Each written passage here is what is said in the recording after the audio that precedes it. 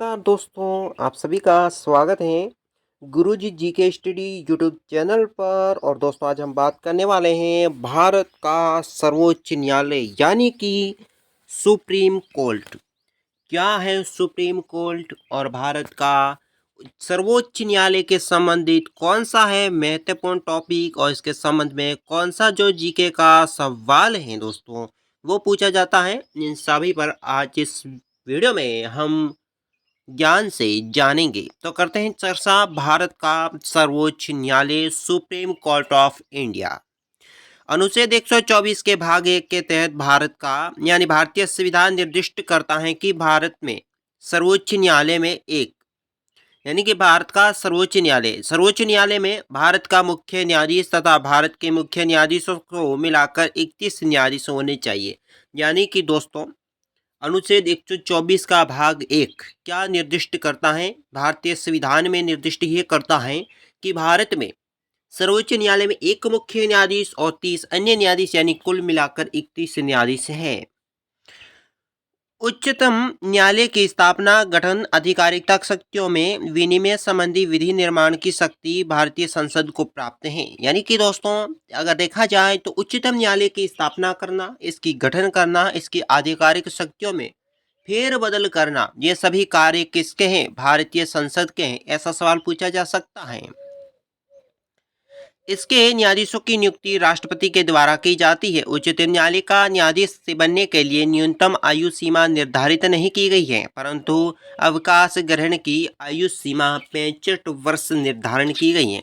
दोस्तों, यहाँ पर देखा जाए तो उच्चतम न्यायालय भारत का है, उसके न्यायाधीश बनने की न्यूनतम आयु तो दोस्तों कुछ भी नहीं है। कम से कम कोई भी आयु हो सकती है, पर उसकी योग्यता पूरी होनी चाहिए।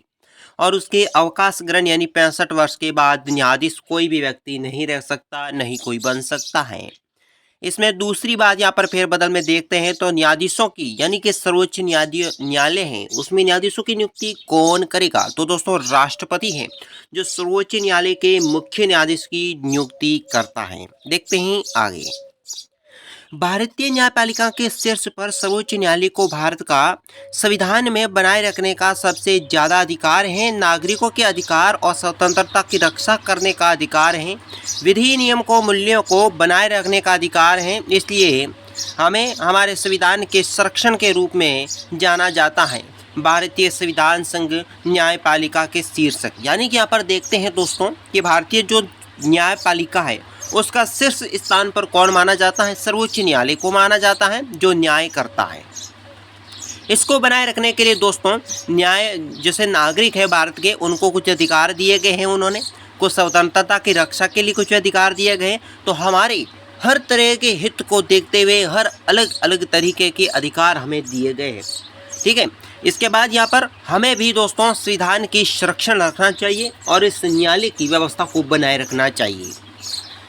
भारतीय संविधान संघ न्यायपालिका के शीर्षक के अंतर्गत भाग 5 और अध्याय 6 के तहत सर्वोच्च न्यायालय का एक प्रावधान प्रदान करता है। भारतीय संविधान में उच्च न्यायालयों और अधीनस्थ न्यायालयों के तहत एक श्रेणीबद्ध व्यवस्थाओं को युक्त स्वतंत्रता न्यायपालिका प्रदान की गई है। यानी कि दोस्तों, भारत के संविधान के भाग 5 अध्याय 6 में सर्वोच्च न्यायालय का वर्णन किया गया है और इसकी सारी शक्तियाँ आपको संविधान के भाग 5 संघ की और राज्य के जो अध्याय माना जाता है उसके 6 में आपको ये सब कुछ मिल जाएगा।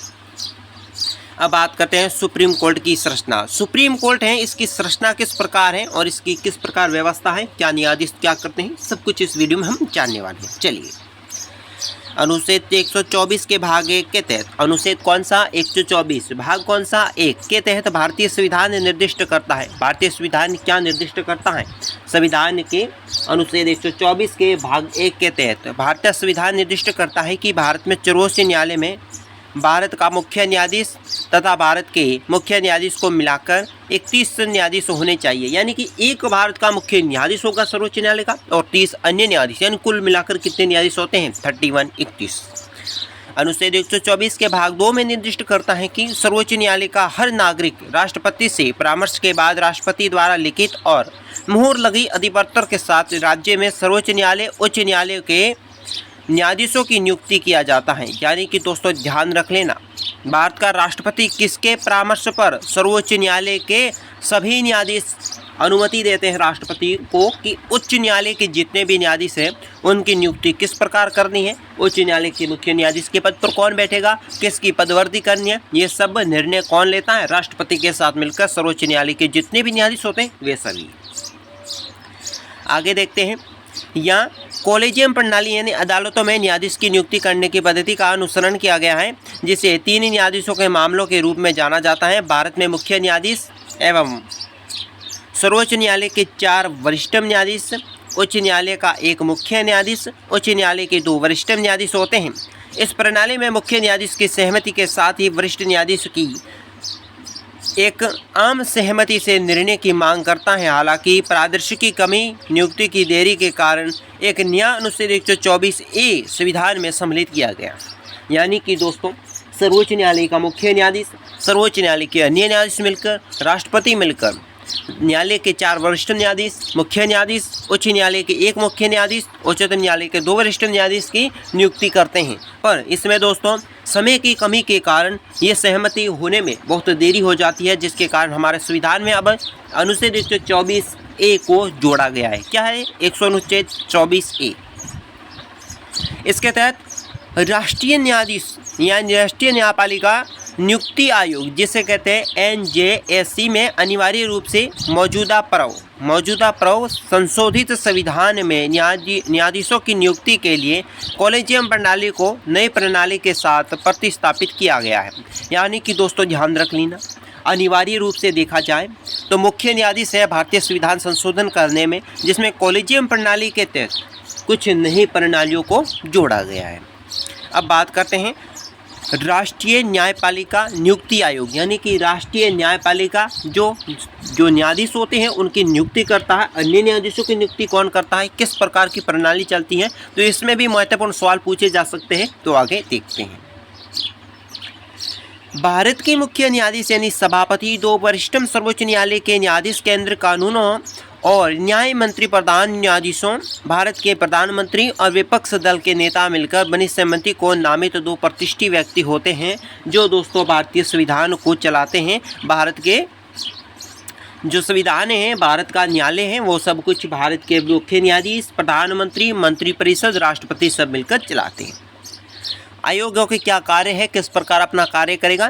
प्रधान न्यायाधीश, सुप्रीम कोर्ट का न्यायाधीश, उच्च न्यायालय के मुख्य न्यायाधीश, उच्च न्यायालय के न्यायाधीशों के लिए नियुक्तम की सिफारिश करना, एक अदालत की दूसरी अदालत, मुख्य न्यायाधीशों और न्यायाधीशों का स्थानांतरण करना, अनुमोदन, व्यक्तियों की क्षमता का आकलन दोस्तों करना, ये सब न्यायाधीशों के कार्य हैं। अब देखते हैं न्यायाधीशों के पास क्या अधिकार क्षेत्र है। अधिकार क्षेत्र के साथ अनुच्छेद 141 और 137 दिए गए हैं। जो 141 और 137 संविधान है, अनुच्छेद हैं, वो क्या बताते हैं, चलिए देखते हैं। इसमें है अधिकार क्षेत्र। तो भारत के संविधान के अनुच्छेद 137 से 141 भारत के उच्च न्यायालय की संरचना, अधिकार क्षेत्र को निर्धारित करना। अनुच्छेद 141 के अनुसार सुप्रीम कोर्ट द्वारा घोषित कानून भारत के सभी अदालतों का अनिवार्य रूप से लागू होता है। अनुच्छेद 137 क्या कहता है? सर्वोच्च न्यायालय में अपने ही फैसले की समीक्षा करने का अधिकार देता है। भारत में उच्च न्यायालयों के क्षेत्र अधिकार क्षेत्र को मोटे तौर पर 3 भागों में बांटा गया। यहाँ पर देखते हैं भारतीय संविधान में जो सर्वोच्च न्यायालय है, न्यायपालिका है, उसको 3 शक्तियाँ दी गई हैं। 3 शक्तियों से पहले हमने कहा था अधिकार क्षेत्र कहाँ पर है, तो अनुच्छेद 141 क्या कहता है उनके बारे में कि सुप्रीम कोर्ट द्वारा घोषित कानून, कोई भी कानून सुप्रीम कोर्ट में बनता है, भारत की सभी अदालतों का अनिवार्य रूप से लागू होता है। अनुच्छेद 141 क्या कहता है कि ये कहता है कि भारत में सुप्रीम कोर्ट किसी भी कानून की घोषणा करता है तो ये कानून सभी जितनी भी छोटी अदालत हैं, बड़ी अदालत है, सभी कानून कोर्ट पर एक ही लगेगा। अब अनुच्छेद 137 क्या कहता है कि सर्वोच्च न्यायालय में अपने ही फैसले की समीक्षा करने का अधिकार देता है। सर्वोच्च न्यायालय अपना ही फैसला देने का, समीक्षा करने का अधिकार देता है। यानी कि सर्वोच्च न्यायालय भले ही फैसला सुना दे, पर इस पर समीक्षा कोई भी कोर्ट कर सकता है और अंतिम फैसला सर्वोच्च न्यायालय का ही होता है। अब 3 मोटे तरीके कौन कौन से हैं? एक है मूल अधिकार, अनुच्छेद 131। ये न्यायाधिकार केवल सर्वोच्च न्यायालय में प्रारंभिक हुए मामलों में लागू होता है। ये स्पष्ट होता है कि सर्वोच्च न्यायालय के मूल एवं विशेष न्यायाधिकारों की मामलों के बीच में एक तरफा सरकार, दूसरी तरफ या एक या दूसरे राज्य को सरकार और एक या अधिक राज्य एक तरफ या दूसरी तरफ अन्य आदेश हो। दो या अधिक राज्य पर भी ये मूल अधिकार लगते हैं दोस्तों। सर्वोच्च न्यायालय के विशेष न्यायाधिकार मामले होते हैं, उसमें एक तरफा सरकार हो या एक तरफा कानून हो, सभी के लिए एक ही होता है। ठीक है। अपील न्यायाधिकरण, अपीली न्यायाधिकरण के लिए हमारे संविधान में अनुच्छेद 132, 133, 134 यानी कि 3 अनुच्छेद दिए गए हैं। ठीक है। इसमें उच्च न्यायालय में विपरीत सर्वोच्च न्यायालय की अपीलों में 4 निम्नलिखित श्रेणियों में विभक्त किया गया है। संवैधानिक मामले उच्चतम न्यायालय परिणामित करता है। मुकदमे कानून को सारभूत मामलों के संबंधित हैं जिसमें संविधान की व्याख्या की जरूरत है। सिविलिय मामलों में यदि मुकदमा सार्वजनिक महत्व की सारभूत मामलों में संबंधित हो या आपराधिक मामलों में अगर उच्च न्यायालय में अपील करने पर एक आरोपी को बरी किया जाने का आदेश को उलट दिया जाए तो उसे मौत की सज़ा सुना दी जाए या सुनवाई करने के पहले अधीनस्थ अदालत में किसी भी मामले को वापस ले लिया गया हो या सर्वोच्च न्यायालय द्वारा विशेष अनुमति प्रदान करना यदि ये संतोषजनक है तो मुकदमे पर सारभूत मामलों में संबंधित नहीं है। हालांकि इसे एक अदालत में सशस्त्र बलों के न्यायाधीशों पर पारित निर्णय के मामलों में पारित नहीं किया जा सकता। हालांकि हर न्यायाधिकार के तहत सर्वोच्च न्यायालय एक या एक से अधिक उच्चतम न्यायालय में मुकदमे के पास स्थानांतरित कर सकता है यदि मुकदमे में न्याय के हित में कानून में मसलों से संबंधित हो सकता है, यानी कि ये कानून सभी के लिए हो सकता है और किसी भी न्याय में कुछ भी परिवर्तन हो सकता है। सलाह का क्षेत्राधिकार अनुच्छेद 143 क्या कहता है? अनुच्छेद 143 राष्ट्रपति सर्वोच्च न्यायालय में 2 श्रेणियों के मामलों में राय लेने का अधिकृत हैं। एक कौन सा मामला है? सार्वजनिक महत्व के मामले, और दूसरा पूर्व संविधान संधि, करार या वाचनाबद्धता, लाइसेंस या इसी तहत अन्य सवाल। इसके अलावा 144 अनुच्छेद में निर्दिष्ट करता है कि भारत में राज्य क्षेत्र में सभी सिविल और न्यायिक अधिकार सर्वोच्च न्यायालय के कार्य सहायता करेंगी। सुप्रीम कोर्ट की क्या है शक्तियाँ? Power of supreme court, what is this? क्या है ये? सुप्रीम कोर्ट की कौन कौन सी शक्तियाँ हैं इसके पास? तो पहली शक्ति देखते हैं, अदालत में अवमानना, यानी कि दीवानी या आपराधिक का। दीवानी क्या होता है? पागलपन। आपराधिक यानी किसी भी व्यक्ति ने अपराध किया हो। इसकी पहली पावर में क्या ताकत है?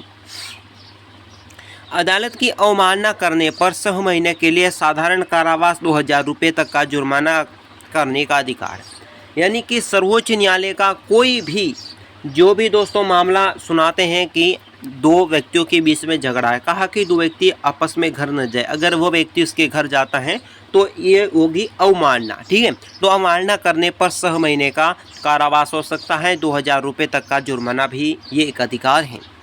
दीवानी अवमानना का अर्थ है किसी भी निर्णय को जानबूझकर की गई अवज्ञा। आपराधिक अवमानना का अर्थ होता है किसी भी ऐसी कार्य जो अदालत में अधिकार को नीचा दिखाए या न्यायिक कार्यवाही में हस्तक्षेप करे। ये दोस्तों 2 चीज़ है। एक चीज़ कौन सी है कि अगर सर्वोच्च न्यायालय ने निर्णय सुनाया, जानबूझकर उस निर्णय का हम पालन नहीं करते हैं, और दूसरा है दोस्तों हम सर्वोच्च न्यायालय की शक्तियों को अवहेलना करें कि हम सर्वोच्च न्यायालय को नहीं मानते। तो ये दोस्तों करने पर 6 महीने तक का कारावास, 2000 रुपये का जुर्माना लग सकता है। दूसरा कानून है न्यायिक समीक्षा। विधायी कानून और कार्यकारी आदेशों में संवैधानिकों की जांच करना, समीक्षा के आधार पर सुप्रीम कोर्ट द्वारा बनाए गए संसदीय कानून या नियम। तीसरा, राष्ट्रपति और उपराष्ट्रपति के चुनाव के संबंधित में अधिकार का निर्णय लेना ही सर्वोच्च न्यायालय का काम है। संघ और लोक सेवा आयोग के सदस्यों में व्यवहार और आचरण की पूछताछ का अधिकार भी किसके पास है? सर्वोच्च न्यायालय के पास है। उच्च न्यायालय के समक्ष लंबित मामले को वापस लेना और उन्हें अपने समय पर या अपने आप निपटाना, ये एक सर्वोच्च न्यायालय का भी कार्य है। तदर्थ न्यायाधीशों की नियुक्ति अनुच्छेद 127 निर्दिष्ट करता है कि यदि कभी किसी भी समय सर्वोच्च न्यायालय के न्यायाधीशों को कोरम की कमी हो जाए, भारत में मुख्य न्यायाधीश राष्ट्रपति से पूर्व सहमति से तथा उच्च न्यायालय के मुख्य न्यायाधीशों द्वारा लिखित याचिका में उपस्थित उच्च न्यायालय के न्यायाधीशों को सर्वोच्च न्यायालय का मुख्य न्यायाधीश नियुक्त किया जा सकता है। यानी कि दोस्तों उच्च न्यायालय का न्यायाधीश है, वहाँ पर सर्वोच्च न्यायालय के न्यायाधीश की भी नियुक्ति कर सकता है। ये भी पावर सर्वोच्च न्यायालय के पास है। उच्च न्यायालय या उच्चतम न्यायालय उच्च न्यायालय के सेवानिवृत्त न्यायाधीशों की नियुक्ति भी करता है। अनुच्छेद 128 में भारत का मुख्य न्यायाधीश किसी भी समय राष्ट्रपति तथा नियुक्ति किए जाने वाले व्यक्ति को पूर्व सहमति से किसी भी व्यक्ति को नियुक्ति किया जा सकता है जो सर्वोच्च न्यायालय के न्यायाधीश में कार्यकाल को काम कर चुका हो। सर्वोच्च न्यायालय के न्यायाधीश में दोस्तों जो काम कर चुका हो उसे कहीं पर भी नियुक्त किया जा सकता है। कार्यवाही के मुख्य न्यायाधीशों की नियुक्ति अनुच्छेद 126 क्या कहता है? अनुच्छेद 126 जब मुख्य न्यायाधीश का कार्यकाल रिक्त होता है तब मुख्य न्यायाधीश की अनुपस्थिति के कारण या किसी कारणवश उसके कर्तव्यों का पालन करने में असमर्थ हो, इस तरह के मामलों में राष्ट्रपति अदालत के न्यायाधीशों को कार्यकाल के कर्तव्य का पालन करने के लिए नियुक्त कर सकता है। सर्वोच्च न्यायालय का मुख्य न्यायाधीश का पद खाली हो, सर्वोच्च न्यायालय का मुख्य न्यायाधीश बीमार हो, पद रिक्त हो, कहीं पर छुट्टी पर हो, तो दोस्तों राष्ट्रपति अन्य 30 न्यायाधीश में से एक न्यायाधीश को मुख्य न्यायाधीश बनाकर उसे कार्यभार संभाल सकता है या कार्यभार उसे दे सकता है। यह है बहुत बड़ी पावर, ये कई बार पूछा जा चुका है। 9 संशोधित न्यायाधिकरण क्या है? नंबर है संशोधित न्यायाधिकरण। अनुच्छेद 137 के तहत सुप्रीम कोर्ट में किसी भी फैसले या आदेश की समीक्षा का अधिकार इस दृष्टिकोण के साथ कि उन गलतियों या त्रुटियों को हटाया जाए जो फैसला आदेश लेते हुए आ गए हो। 10वां पावर है सुप्रीम जो सर्वोच्च न्यायालय अभिलेखों न्यायालय के रूप में सुप्रीम कोर्ट में अभिलेखों के न्यायालय हैं क्योंकि इन्हें निर्णय बारीक मूल्य पर निर्धारित या किसी भी न्यायालय में प्रश्नगत नहीं है। ये हो गए न्यायालय के कार्य। अब सर्वोच्च न्यायालय के न्यायाधीश का निष्कासन कौन कर सकता है? सुप्रीम कोर्ट जो दोस्तों जज होता है उसे रिमूव कौन कर सकता है, उसे कौन हटा सकता है? सर्वोच्च न्यायालय के न्यायाधीशों का कार्यकाल में राष्ट्रपति द्वारा 2 सदनों द्वारा पारित प्रस्ताव के आधार पर कुल सदस्यों के मुख्य बहुमत वर्तमान सदस्यों में कम से कम 2/3 बहुमत के साथ प्रत्येक सदन में मतदान के साथ सिद्ध हुए न्यायाधीशों के दुर्व्यवहार या अक्षमता के आधार पर निष्कासित किया जा सकता है। दोस्तों सर्वोच्च न्यायालय के मुख्य न्यायाधीश या अन्य न्यायाधीशों को हटाने के लिए क्या करना पड़ता है? लोकसभा और राज्यसभा इन दोनों सदनों का बहुमत प्लस राष्ट्रपति उस पर हस्ताक्षर कर दें तो उस न्यायाधीश को हटना ही पड़ेगा। हालांकि भारत जैसे लोकतांत्रिक देश में एक न्यायपालिका की जरूरत है क्योंकि लोकतांत्रिक मूल्य उचित नियंत्रण संतुलन के बिना भारतीय महत्व खो रहे हैं। तो दोस्तों आज के वीडियो में बस इतना ही। सर्वोच्च न्यायालय के संबंधित आज का अध्याय यहाँ हो रहा है पूरा। सर्वोच्च न्यायालय के बारे में हमने विस्तार से जाना। चैनल करें सब्सक्राइब, वीडियो को लाइक करें, दोस्तों के साथ शेयर कर लें। अंतिम वीडियो जो आने वाला है उसे देखें और आने वाले एग्जाम को क्रैक करें। धन्यवाद।